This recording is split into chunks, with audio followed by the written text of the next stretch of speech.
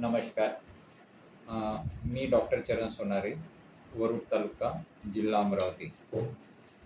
येत्या 23 तारखेला, 23 मार्चला संवेदना 2 निमा जी BMS डॉक्टरांची संघटना आहे, नॅशनल इंटिग्रेटेड मेडिकल असोसिएशन, पूर्ण भारतभर ही आरोग्य संस्था काम करते.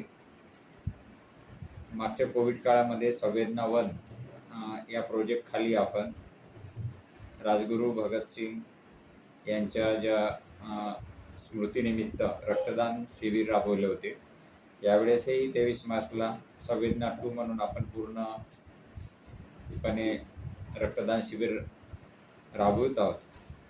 माझी ही विनंती राहील की मी रक्तदाता संघ वरुड तालुका येथील संस्थापक सचिव राहून गेलेलो आहे आणि तद्वतच माजी निमा संघटनेचा अध्यक्ष पण राहिलेलो आहे. तर रक्तदान चळवळीमध्ये आम्ही 2015 पासून भरघोस काम वरुड तालुक्यामध्ये केलेलं आहे. तर हे वर्क करताना असं जाणवत होतं की पूर्ण देशामध्ये उन्हाळ्याचा सीझन आला की रक्ताची चणचण ब्लड बँकेमध्ये असते आणि जे काही थॅलेसेमियाचे किंवा सिकल सेलचे रुग्ण असतात यांना वारंवार महिन्याला ब्लड लागतं आणि उन्हाळ्यामध्ये ब्लड कॅम्प किंवा रक्तदान शिबिर खूप कमी प्रमाणात होतात आणि त्यामुळे जेवढी डिमांड रक्ताची असते तेवढा मुबलक साठा ब्लड बँकेमध्ये रक्तपेढीमध्ये नसतो. त्यामुळे बऱ्याच रुग्णांना आपला जीव गमवावा लागतो.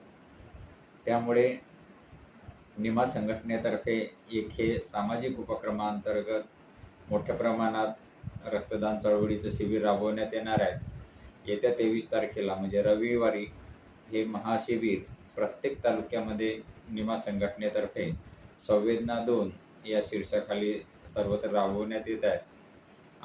माझी वैयक्तिक विनंती राहील आणि आमच्या संघटनेतर्फे सुद्धा एक विनंती राहील की येत्या 23 तारखेला आपण रक्तदान करून उन्हाळ्यामधली जी उणीव भासते रक्ताची ती भरून येईल आणि गरजू लोकांना त्या रक्ताची निकळ पूर्ण होईल.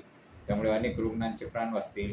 त्यामुळे मी परत डॉक्टर चरण सोनारे आणि निमा संघटना वरुडतर्फे आणि पूर्ण महाराष्ट्रातीलच नव्हे तर भारत देशातील संघटनेतर्फे आपणास विनंती करतो की या 23 तारखेला प्रत्येक तालुक्यातील